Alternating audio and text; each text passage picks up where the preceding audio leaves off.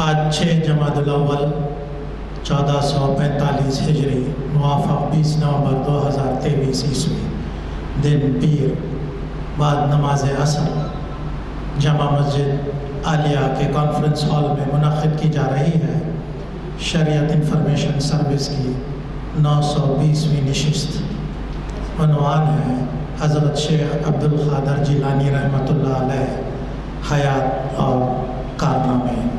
مخاطب کریں گے عالی جناب ڈاکٹر محمد متین الدین قادری صاحب۔ میں ادباً گزارش کرتا ہوں ڈاکٹر محمد متین الدین قادری صاحب سے وہ شہ نشین پر آئیں اور ہمیں مخاطب کریں۔ ورحمۃ اللہ وبرکاتہ۔ اعوذ باللہ من الشیطان الرجیم، بسم اللہ الرحمن الرحیم۔ الحمد للہ رب العالمین، والصلاة والسلام علی رسولہ النبی الکریم وعلی آلہ وصحبہ اجمعین، اما بعد۔ قال اللہ تعالیٰ فی القرآن المجید، فاعوذ باللہ من الشیطان الرجیم، الا ان اولیاء اللہ لا خوف علیہم ولا هم یحزنون۔ صدق عظیم و صدق رسولہ النبی الکریم۔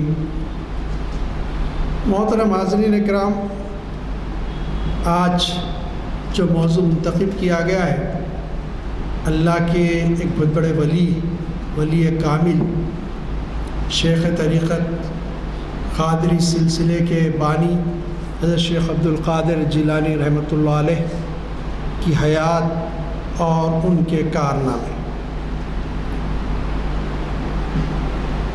یہ کہ جو ہے اللہ تعالیٰ کا یہ فضل و کرم ہے کہ اللہ تعالیٰ اپنے دین کی حفاظت کے لیے جیسے کہ اس نے وعدہ کیا ہے، ہر دور میں ایسے افراد کو کھڑا کرتا ہے جو کسی چیز سے خوف کھائے بغیر دین اور شریعت میں جب مداخلت ہوتی نظر آتی ہے تو اس کا خلا خما کرنے، اس کا مقابلہ کرنے کے لیے ڈٹ جاتے ہیں اور دین اور شریعت کی حفاظت کرتے ہیں۔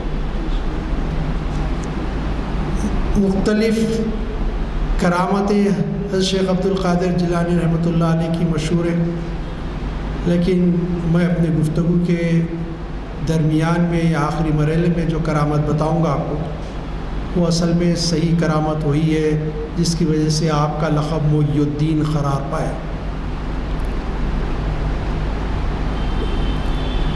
اور اللہ تعالیٰ ایسے انسانوں کو کھڑا کرتا ہے جو دین کے ہر شعبے کی حفاظت اور اس کو دجالوں سے بچانے کے لیے کھڑے ہو جاتے ہیں، جو مقدس ہستیاں ہوتی ہیں، جو کما حقہ اس خدمت کو انجام دے کر دین کے صحیح قد و خال کو ظاہر کرتے ہیں۔ انہی میں سے ایک شخصیت جن کا اس میں گرامی امت مسلمہ قیامت تک فراموش نہیں کر سکتی کہ دین کے ہر شعبے کی صحیح حفاظت اپنے دور میں جس قدر آپ نے فرما کر امت پر احسان کیا ہے، شاید ہی کسی دور میں اتنی جامعیت و کمال کے ساتھ حفاظت کی گئی۔ اللہ تعالیٰ نے آپ کو وہ قبول عام عطا فرمایا کہ سلوک و طریقت کے مختلف سلاسل و طبقات میں کسی بزرگ کے حصے میں نہیں آئی، جو دوسرے بزرگوں کی شہرت و مقبولیت عموماً اپنے ہی حلقے تک محدود رہی، لیکن حضرت شیخ عبدالقادر جیلانی رحمۃ اللہ علیہ کی مقبولیت و شہرت اپنے سلسلے قادریہ عالیہ سے نکل کر ہر شعبے اور ہر سلسلے کے عوام و خاص کی زبان تک مختلف القابوں کے ساتھ پہنچ گئی۔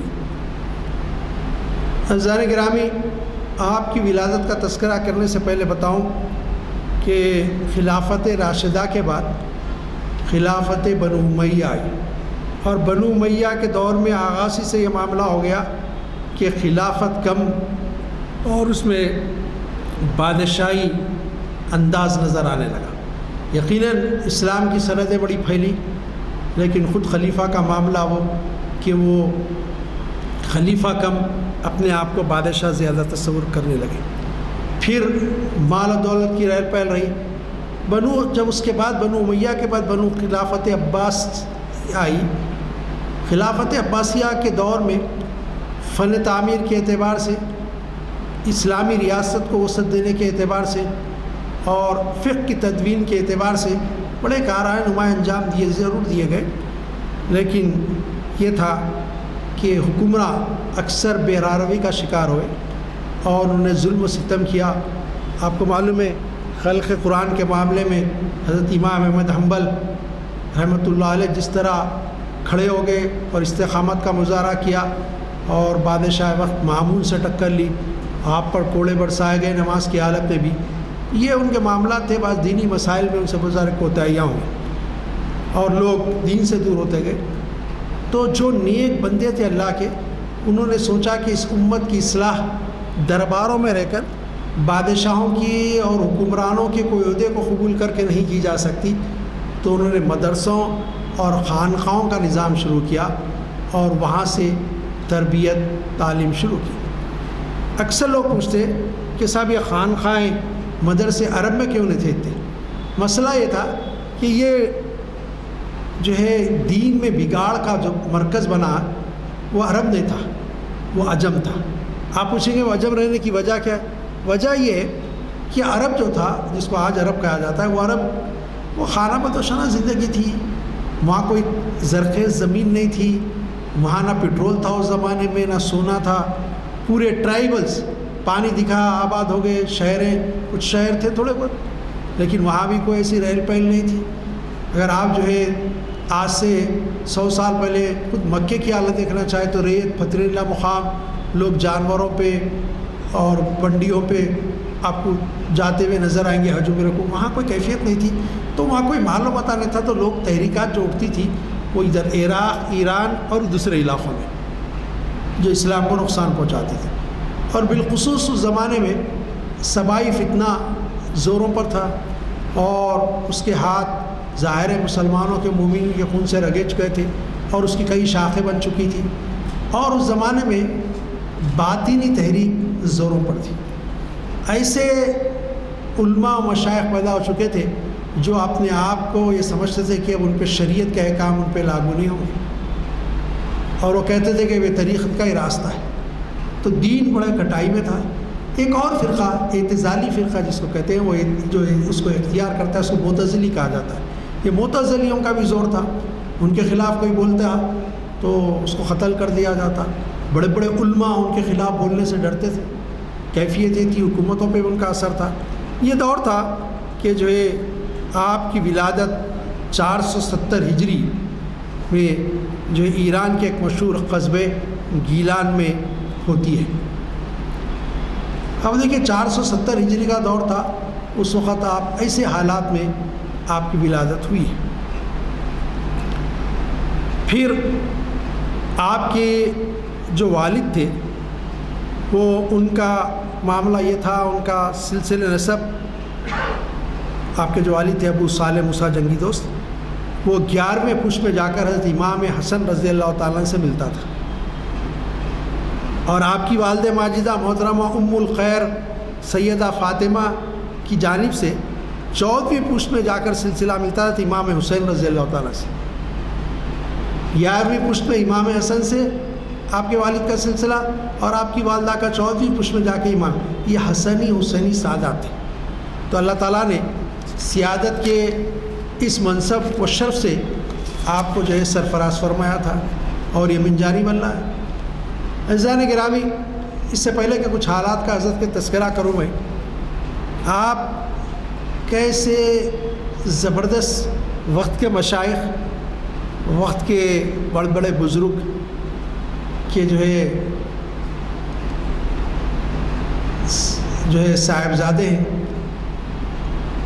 اس کا اندازہ آپ کو لگایا جا سکتا ہے کہ آپ کے والد ماجد حضرت ابو صالح موسیٰ، یہ ابو صالح تو ان کی کنیت تھی، اصل نام تھا ان کا موسیٰ، اور لقب ہو گیا تھا جنگی دوست، جہاد کو بہت پسند کرتے تھے، اللہ کے راستے میں لڑ لیں۔ تو جو یہ ہے کہ جو ہے آپ جنگلوں میں عبادت کر رہے تھے، بھوک لگی تو کچھ کھانے کے لیے نکلے، پیاس بھی محسوس ہوئی تو پانی پینے کے لیے دریا کے پاس گئے، دریا کے کنارے پانی پینے گئے، ایک سیب بہتا ہوا دریا میں آیا، ہاتھ بڑھا کے اس کو نکالا اور کھا لیا۔ کھانے کے بعد خیال آیا یہ ایک سیب کس کا تھا جو دریا میں گر گیا، بغیر اجازت کھا لیا، کل پکڑا جاؤں گا تو کیا ہوگا قیامت میں۔ اتنی فکر آخرت کی۔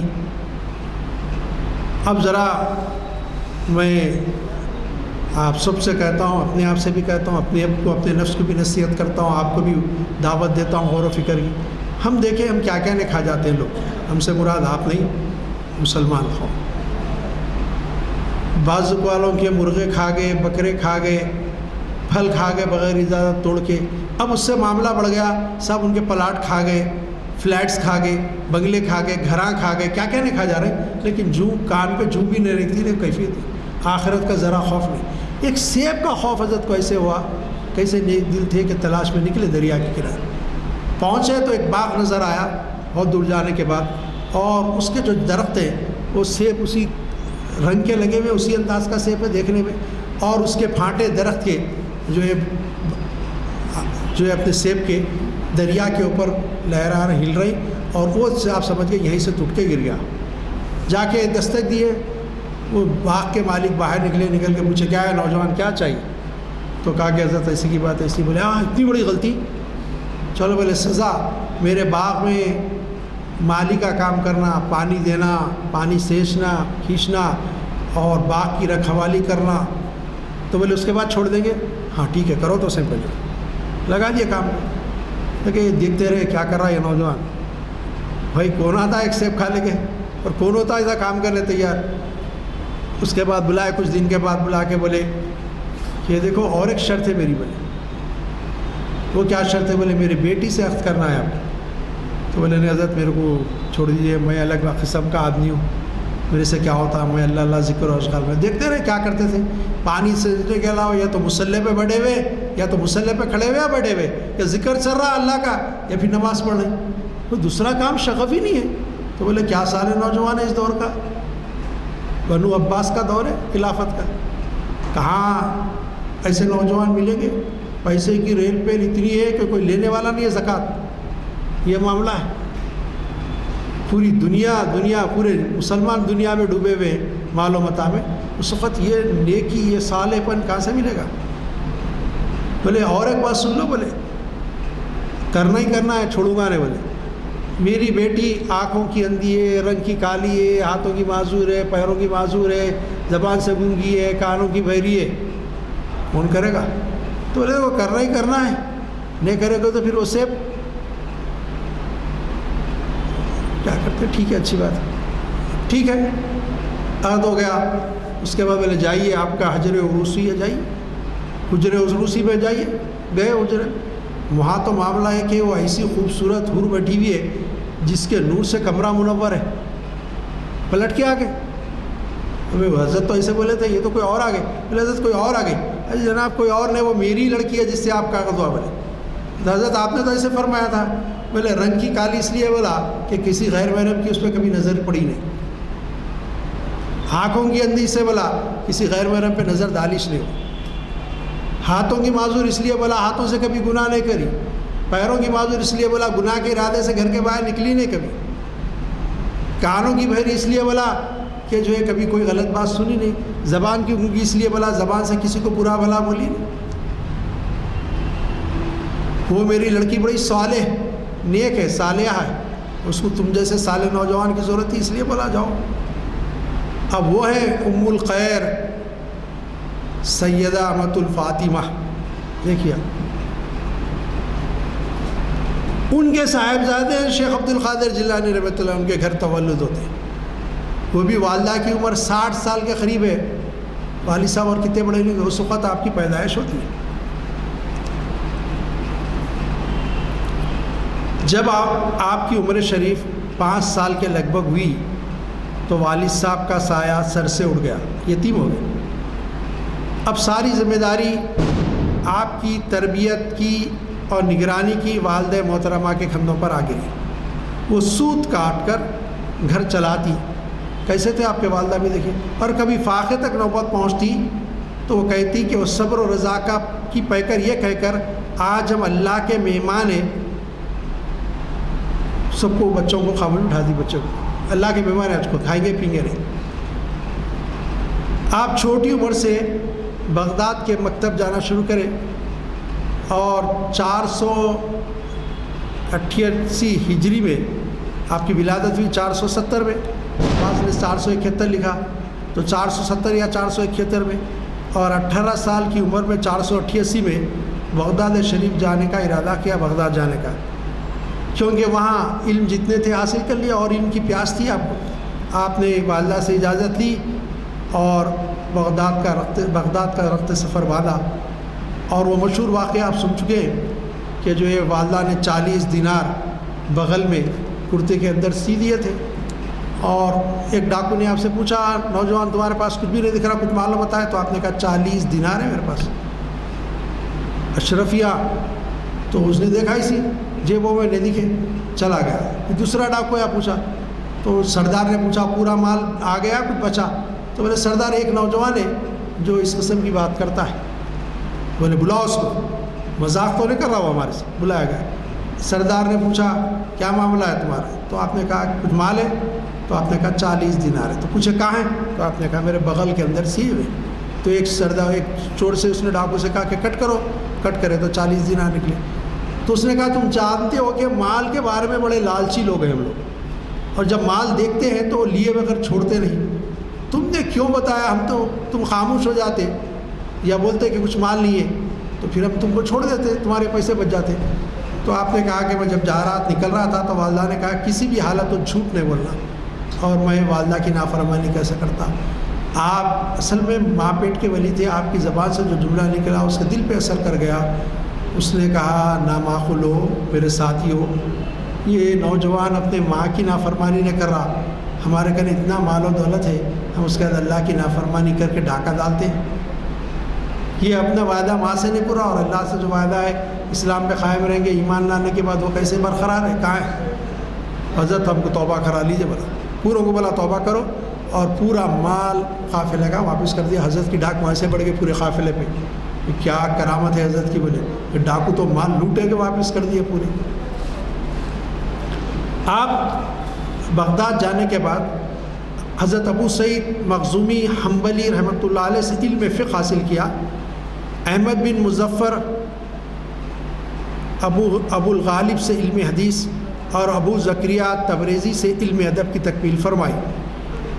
آپ کے شیخ ظاہر و باطن ابو سعید مخزومی رحمۃ اللہ علیہ کو آپ کے ظاہری و باطنی کمالات پر اتنا اعتماد ہوا کہ جس مدرسے کی بنیاد انہیں رکھی تھی اس کی تمام انتظام و انصرام آپ کے سپرد فرما کر خود اس مدرسے سے علیحدہ ہو گئے، شاگرد کے حوالے کر دیا شیخ عبدالخالق۔ حضرت کے شیخ بھی تھے وہ، بولے تمہارے حوالے، آپ کے خوبیاں اور کمالات دیکھ کر اتنے متاثر ہوئے۔ آپ اس مدرسے کے ظاہری و باطنی ترقی میں ہماتن مشغول ہو گئے، تفسیر، حدیث، فقہ اور دیگر علوم کی تدریس خود شروع فرما دی، خود مدرسے میں پڑھانا شروع کرے، اور ساتھ ہی وعظ و تبلیغ کا سلسلہ بھی جاری کر دیا۔ تھوڑے ہی دنوں میں تشنگان علوم کا ایک ہجوم ہو گیا اور مدرسے کی موجودہ عمارت ناکافی ہونے لگ گئی۔ اطراف اکناف کے مکانات خریدے گئے اور مدرسے میں شامل کر دیے گئے۔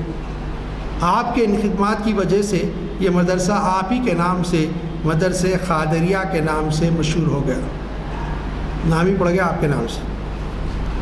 آپ کی تدریسی زندگی 528 ہجری سے لے کر 561 ہجری یعنی کل 33 سال 33 ایئرس کے عرصے تک ہے، 33 سال تک درس و تدریس کا سلسلہ جاری رکھا، جس میں آپ اول وقت تفسیر و حدیث، ظہر کے بعد قرآن کریم اور بقایا اوقات میں فقہ و اصول وغیرہ کی تعلیم دیا کرتے تھے۔ اللہ تعالیٰ نے آپ کو علوم ظاہری میں وہ رسوخ و کمال عطا فرمایا تھا کہ فتویٰ لکھتے وقت نہ کتاب دیکھتی اور نہ کچھ سوچتے، آپ کا یہ جواب بغیر سوچے بغیر کتاب لکھ کے دیتے، کوئی سوال کرتا تو فتویٰ، آپ کا یہ جواب تمام علماء میں حجت مانا جاتا۔ ظاہری علوم میں اللہ نے ایسے تو فرما دیا۔ اللہ تعالیٰ نے اپنے پیارے حبیب کی امت کے اولیاء کو بے شمار کرامتوں سے سرفراز فرماتا رہتا ہے، لیکن شیخ عبدالقادر جیلانی رحمۃ اللہ علیہ کو اس مقام میں بھی خاص امتیاز حاصل ہے، اور آپ کی بہت سی کرامات حد سے تواتر تک پہنچی ہوئی ہیں۔ ایک معاصر بزرگ حضرت شیخ علی رحمۃ اللہ علیہ فرماتے ہیں کہ میں نے حضرت شیخ سے زیادہ کرامت والا کوئی نہیں دیکھا، جب بھی جس کا دل چاہتا آپ کی کرامت کا مشاہدہ کر لیتا۔ عزیز حاضرین اکرام، کرامتوں کی بات تو بہت زیادہ ہے، بہت سارے کرامات ہیں، لیکن اصل کرامت یہ تھی کہ جب ایمان کمزور ہو رہا تھا، باطل تحریکیں سر اٹھا چکی تھی اور باطل تحریکیں زوروں پر تھی، ایسے موقع پر آپ نے باطنی تحریک، اور اس کے بڑے بڑے اکابر تھے، معتزلی تحریک، بڑے بڑے لوگ تھے، بڑے بڑے عالم تھے۔ علامہ زمخشری کی تفسیر پڑھیے، کیسے لوگ گزرے ان میں، ادب کے اعتبار سے بہترین نمونہ تفسیر کشاف، علامہ زمخشری معتزلی تھے، اور اسی تفسیر ہم سلیبس میں تھی، ہم پڑھیں، ادبی اعتبار سے بہترین تفسیر پڑھائی جاتی تاکہ ادب اچھا ہو رہے۔ تو یہ کہ ایسے لوگ جید ایک سے ایک تھے، ان سے کوئی مقابلہ کر نہیں پاتا، لیکن میں آپ کے بتاؤں گا حضرت کا معاملہ تھا۔ سیرت و کردار میں حضرت نمایاں شخصیت تھے، آپ نہایت خوشخواہ، مہربان، شفیق اور حسن اخلاق کا پیکر تھے۔ مہمانوں کی خدمت، بڑوں کی عزت، چھوٹوں پر شفقت فرماتے تھے۔ آپ نے اپنی ذات کے لیے کبھی غصہ نہیں فرمایا کسی کو، کوئی آپ کو برا والا بتا غصہ نہیں کرتے تھے۔ ہاں، خلاف شرع امور کو دیکھ کر آپ کے غضب کی انتہا نہیں رہتی، شریعت کے خلاف کوئی کام ہو رہا تھا بڑا غصہ آ جاتا۔ عمراء و سلاطین کے یہاں نہ تو تشریف لے جاتے اور نہ ان کے ہدایہ قبول کرتے، کوئی نذرانے پیش کرے تو قبول نہ کرتے عمراء سلاطین سے۔ بڑے سے بڑے خلیفہ وقت کو اس کی لغزشوں اور کوتاہیوں پر متنبہ فرماتے رہتے۔ ایک مرتبہ خلیفہ وقت مستنجد باللہ نے حاضر خدمت ہو کر اشرفیاں پیش کی، آپ نے حسب معمول انکار فرمایا لینے سے، کہا میں نہیں لوں گا۔ ادھر سے شدید اصرار ہوا تو آپ نے ایک دائیں ہاتھ میں ایک اور بائیں ہاتھ میں ایک اشرفی کو لیا اور اس کو گھسنے لگے، اس سے خون نکل پڑا، خون بہنے لگا۔ پھر خلیفہ سے فرمایا اللہ سے شرم نہیں آتی تجھے؟ لوگوں کا خون چوستا ہے اور وہ مال جمع کر کے میرے پاس لاتے ہو؟ یہ حالت دیکھ کر خلیفہ رونے لگ گیا، غشی طاری ہو گئی۔ آپ کی مجلس ایسی باروب اور پرسکون ہوتی کہ بڑے سے بڑا بادشاہ کو بھی دم مارنے کی مجال نہ ہوتی۔ ایک طرف تو بڑے سے بڑے بادشاہ عمرانی آتے، لیکن ساتھ ہی ایسی جو ایک بخشش ہوتی، ایسی نرمی ہوتی کہ کوئی غمزدہ آپ کی مجلس میں چلا جائے تو اس کے تمام رنج و غم فوراً دور ہو جاتے۔ یہ بھی کیفیت ہوتی۔ التفات اس قدر عام کہ ہر کوئی یہی سمجھتا کہ مجھ پر سب سے زیادہ نگاہ کرم حضرت کی ہے۔ ہر ایک معتقدین سے، طلباء سے اپنے یہ رویہ رہتا۔ وعظ و ارشاد کا معاملہ یہ ہوا کہ آپ ہفتے میں ایک روایت کے مطابق منگل اور ہفتے کو ایک روایت کے مطابق 3 دن وعظ فرماتے۔ آپ کے وعظ کی کیفیت، اثرات کا کیفیت یہ ہوئی کہ اطراف و اکناف سے لوگ ہجوم ہو گیا۔ تو آپ جس ممبر پر بیٹھ کے وعظ فرماتے اس کو لے جا کر لوگوں نے جو ہے عیدگاہ میں رکھ دیا تاکہ عیدگاہ کے میدان میں آپ کا وعظ ہو۔ عیدگاہ کے میدان میں کہا جاتا ہے 70,000 آدمی آتے، اور اللہ نے ایسی آواز دی، آواز میں یہ کیفیت دی تھی، یہ کرامت تھی کہ پہلی صف والا جس طرح سنتا آخری صف والا بھی اسی طرح سنتا بغیر مائک کے۔ اور اللہ نے یہ خوبی دی تھی کہ وہ لوگ جو آپ سے مباحثہ کرنے آتے، باطینی تحریک کے بڑے بڑے علماء، معتزلی بڑے بڑے علماء، ان کے سرغنے آتے، وہ آ کے بیٹھتے، لیکن جب آپ کے ارشادات سنتے تو ان کے دل نرم پڑ جاتے اور ان کے دل میں سے وہ غلط عقائد نکلتے اور صحیح عقیدہ ان کے دل میں بیٹھتا اور وہ آپ کے ہاتھ پر تائب ہوتے۔ روایتوں میں آ کے سینکڑوں یہودیوں نے آپ کے واعظ میں شرکت کر کر تائب ہو گئے اور آپ کے ہاتھ پر ایمان قبول کیا، اور یہ تحریکات کے ہزاروں کارکن ان کے علماء تائب ہو گئے۔ اس طرح آپ نے یہ باطینی تحریک اور جو ہے یہ جو اپنے تحریکات تھی تو جو ہے یہ معتزلہ ان کا خلاخما کیا اپنے واعظ اور اپنی نصیحت سے، اور دین کی جو صحیح کیفیت تھی اس کو برقرار رکھا۔ عزیزان گرامی، آج بھی ایسے لوگ ہیں، ایسے پیدا ہو چکے جو یہ سمجھتے ہیں ان کا شریعت پہ کوئی اطلاق نہیں ہوگا، نمازوں کی پابندی نہیں ہوگی، لیکن وہ مشائخ کلانے کے بڑے خواہش مند ہوں گے، اذکار نہیں ہوں گے، عبادتیں نہیں ہوں گی، قرآن کی تعلیم نہیں ہوں گی، لیکن بولیں گے ہم بڑے مشائخ۔ حضرت کی تعلیمات ہیں، حضرت نے ایسے لوگوں کے بارے میں اس زمانے میں جو پیدا ہوئے تھے ان کو تائب کیا اور فرمایا جو شریعت کا پابند نہیں وہ طریقت کے راستے پر قدم بھی نہ رکھے۔ شیخ بننا اس طریقت کے راستے کے تو سلوک کی الگ بات ہے، شریعت کی پابندی شرط۔ آپ نے ایک بار فرمایا خطاب میں اپنے کہ جو شریعت کا پابند نہیں ہے اگر وہ ہوا میں معلق میں بیٹھ جائے الکٹ پلکٹ مار کے اور کوئی بات کہے تو اس کی بات مت مانو، یعنی اس سے بڑی وہ تو بہت بڑی کرامت ہوگی نا ہوا میں بیٹھنا۔ ایسا آدمی بھی جھوٹا ہو سکتا ہے، کذاب ہو سکتا ہے جو شریعت پہ عمل نہیں کرتا۔ اصل جو چیزیں آپ نے بتایا شریعت، آپ کے واسطے سے کیفیت بدلی لوگوں کی، اور بغداد پھر ایک مرتبہ ظاہری طور پہ بھی تھا، باطنی طور پہ بھی دین حق کا علمبردار بن گیا۔ یہ کیفیت آپ کی زندگی سے۔ پھر آپ کے مدرسے کے جو فارغ تھے، آپ کے بڑے کارہائے نمایاں ہیں، صرف آپ نے مبلغ، داعی، عالم، حافظ، فقیہ یہی پیدا نہیں کیے، بلکہ آپ کے مدرسے سے بڑے بڑے مجاہد پیدا ہو۔ سلطان صلاح الدین رحمۃ اللہ علیہ کو شرف حاصل ہے کہ ان کے استاد کے بھی استاد ہیں شیخ عبد القادر جیلانی رحمۃ اللہ علیہ، ان کے استاد بھی حضرت شیخ عبد القادر جیلانی رحمۃ اللہ علیہ کے مدرسے کے فارغ ہیں، وہی استاد بنے، اور پھر اسی مدرسے میں سلطان صلاح الدین ایوبی رحمۃ اللہ علیہ نے تعلیم حاصل کی اپنی ابتدائی۔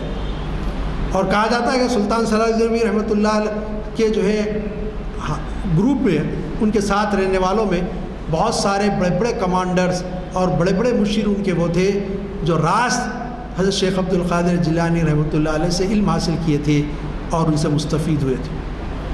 تو یہ بڑا کارنامہ ہے کہ آپ ہمہ طور پر اسلام کی حفاظت کے لیے لگے ہیں۔ عزیزان گرامی، آپ کی بے شمار اس کے علاوہ بے شمار کتابیں ہیں، عربی کے بہت بڑا بلند پایہ شاعر تھے، عربی میں بھی آپ کا کلام ہے، اور آپ کی مشہور کتب ہیں، اور جس میں کچھ کتابیں جو مشہور ہوئی ہندوستان میں بھی، ان میں سے غنوۃ الطالبین، یہ فقہ کی بہت مشہور کتاب ہے، اس کا اردو ترجمہ، انگریزی ترجمہ، ٹرانسلیشن بھی بازار میں اویلیبل ہے۔ کتاب کا نام ہے غنوۃ الطالبین۔ فتح الغیب یہ فن سلوک و طریقت پر نہایت جامع کتاب ہے۔ الفتح الربانی یہ کتاب بڑی اہم ہے، میں آپ سے مشورہ دوں گا یہ کتاب آپ پڑھیں، یہ آپ کے مواعظ کا مجموعہ ہے جو بلند قلم بند کیا گیا۔ 400 لوگ آپ کا واعظ ہوتا، لکھنے بیٹھتے لکھتے، 400 آدمی اس کا مجموعہ ہے، اور اس میں ایسی تعلیمات توحید کی کوئی پڑھے گا تو جو ہے شرک اور بدعات اور گمراہیوں سے نکل جائے گا، پڑھنے کے تعلیمات ہے سر یہ واعظ۔ اس کو اصل میں الفتح الربانی کے نام سے مولانا عاشق علی میرٹھی صاحب نے ترجمہ کیا، اور یہ فتح الربانی کا اور یہ جو ہے فتح الربانی آپ کی کتاب ہے، اس کا ترجمہ کیا مولانا عاشق علی میرٹھی صاحب نے فیض یزدانی کے نام سے، جو طبع ہو کر بازار میں اویلیبل ہے، اردو میں بھی ہے، آپ اس کتاب کو عربی میں بھی ہے، آپ چاہے تو لے کے پڑھ سکتے ہیں، اور یہ پڑھیے میرا مشورہ۔ اس کے علاوہ بشائر الخیرات، یہ اس میں درود شریف کے بارے میں بہت زیادہ کلام آپ نے کیا ہے۔ الفیوزات الربانیہ، المذاہب الرحمانیہ، المواہب الرحمانیہ، یہ کتابیں آپ کی کتبیں، اور بھی بہت ساری کتابیں جو مشہور ہیں۔ حضرت 91 سال کی عمر میں 561 ہجری میں روایتوں کے مطابق 8، 9، 10، 11، 13، 17، لیکن زیادہ مشہور روایت 11 ہے، لیکن بعض لوگوں نے 9 کو بھی ترجیح دی ہے، 9 ربیع ثانی کو اس دنیا سے رخصت ہوئے، اور اتنا ہجوم تھا کہ دن میں دفن نہیں کر سکے، رات میں خاندان والوں نے اور معتقدین اور آپ کے طلباء نے مل کر آپ کا جو سائبان تھا اس کے نیچے وہیں دفن کر دیا گیا۔ اور جب لوگوں کو اطلاع ملی دوسرے دن تو لوگ روتے ہوئے آتے. ایک ہجوم تھا جو آپ کی مرقد کا زیارت کرتا. عزیزان گرامی، اصل کمال، آپ کی اصل جو کرامت تھی وہ یہ تھی کہ لوگوں کے دلوں کو، جس میں باطنی اور معتزلہ تحریکات نے قدم جما لیا تھا، جو دین سے ہٹے ہوئے تھے، گمراہ فرقے تھے، ان کو راہ راست پر لانا اور صراط مستقیم کے راستے پر گامزن کرنا، اور گامزن کر کر جو ہے دین کی حفاظت فرمانا، یہ بڑا کام ہے. اس لیے آپ کا لقب محی الدین دیا گیا. اصل کارنامہ آپ کا یہ. اللہ تعالیٰ سے دعا ہے کہ مالک ان بزرگوں کے نقش قدم پر ہم کو چلا، ہم کو صراط مستقیم پر قائم رکھ. مالک اس وقت فلسطین کے مجاہدین اور وہاں کے مسلمانوں کی حفاظت اور ان کی غیب سے مدد فرما. ہمارے ملک میں بھی جو مسلمان پریشان ہیں اور بلا وجہ قید کی صحبتیں برداشت کر رہے ہیں، مالک ان کے لیے راحت کے سامنے فرمائیے. مسلمانوں پر رحم کرم فرمائیے. جب تک دنیا میں زندہ رکھیے، اسلام پر زندہ رکھیے. ہم سب کا خاتمہ ایمان پر فرمائیے. صلی اللہ تعالیٰ علی خیر خلق محمد وآلہ وصحبہ اجمعین برحمتک یا ارحم. السلام علیکم ورحمۃ اللہ وبرکاتہ.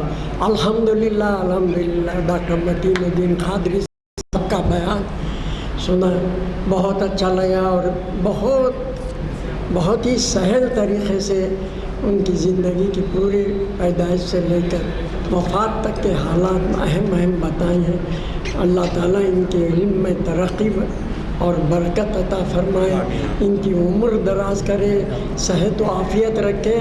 اللہ سے دعا ہے کہ ہم کو ان کے بار بار سننے کا مواقع ملے اور ہم کچھ استفادہ حاصل کر سکیں، ہمارے علم میں اضافہ ہوا. اور آپ تمام حضرات سے بھی دعا ہے کہ جو ہے گزارش ہے کہ ان کے سننے کے وقت ان کا جب بھی رہے آپ لوگ مس مت کریے. الحمدللہ بہت ہی قیمتی باتیں معلوم ہوتی ہیں اپنے کو. اللہ تعالیٰ انہیں جزائے خیر عطا فرمائے. بسم اللہ الحمدللہ رب العالمین. اللہم صلی علی سیدنا محمد وعلی آل سیدنا محمد مبارک وسلم. ربنا آتنا فی الدنیا حسنۃ وفی الآخرۃ حسنۃ وقنا عذاب النار وادخلنا الجنۃ مع الابرار. یا عزیز یا غفار یا رب العالمین. رب اغفر وارحم وانت خیر الراحمین. اللہم ارحمہما کما ربیانی صغیرا. رب اغفر لی رب اغفر لی رب اغفر لی یا الہ العالمین یا رحم الراحمین. اے اللہ ہم تمام کے گناہوں کو بخش دے. اے اللہ ہم سے سچی توبہ کروا لے، ایسی توبہ جو تیرے دربار میں قبول و منظور ہو. اور ہمارے والدین عزیز و قریب رشتہ دار جو بھی اس دنیا فانی سے گزر چکے ہیں بشمول اساتذہ صاحبان، میرے مولا ان تمام کی مغفرت فرما، ان تمام کے درجات بلند فرماتے ہوئے تمام کی خبروں کو جنت کا ایک باغ بنا دے. یا اللہ جتنے بیمار ہیں، جتنے شہداء ہیں، خصوص کر یہ فلسطین کے اب بھی حالیہ میں جتنے بھی لوگ اس دنیا فانی سے کوچ کر گئے ہیں، پردہ کر گئے ہیں، یا اللہ ان کے درجات میں بلندی عطا فرما، صحت و عافیت کا معاملہ فرما. جو زخمی ہے یا اللہ اگر جو ہے عمر ہے، ان کی زندگی ہے میرے مولا، تو اسباب بنا دے ان کی صحت کے میرے مولا. ہم تمام دنیا میں بھی اب ہم لوگ جتنے بیمار ہیں ان تمام کے صحت کے اسباب بنا دے. سب کو شفائے کاملہ عاجلہ مستعملہ عطا فرما. جو مقروض ہیں ان کو قرضوں کی ادائیگی کے اسباب بنا دے. اے اللہ جن لڑکے لڑکیوں کی شادیاں ہونا ہے میرے مولا اسباب بنا، حالات بنا میرے مولا، بہتر سے بہتر رشتے فراہم فرما. یہ ایسے کام ہرگز بغیر تیرے فضل و کرم کے نہیں ہو پاتے میرے مولا، مدد فرما. یہ بھی اللہ آباد کر دے ان تمام لوگوں کے گھروں کو، شاداب کر دے. اے اللہ مبارک رشتے لگوا دے. جن میں آپس میں نا اتفاقی ہے توفیق دے، ہدایت دے، پہل کریں، اور خطۂ رحمی کو صلہ رحمی سے متبدل فرما دے. ہماری دعاؤں کو محض اپنے فضل و کرم اور حضور پاک نبی کریم صلی اللہ علیہ وسلم کے تخصص میں ان کے واسطے سے ہماری دعاؤں کو قبول و منظور فرما. والحمدللہ رب العالمین برحمتک یا ارحم الراحمین.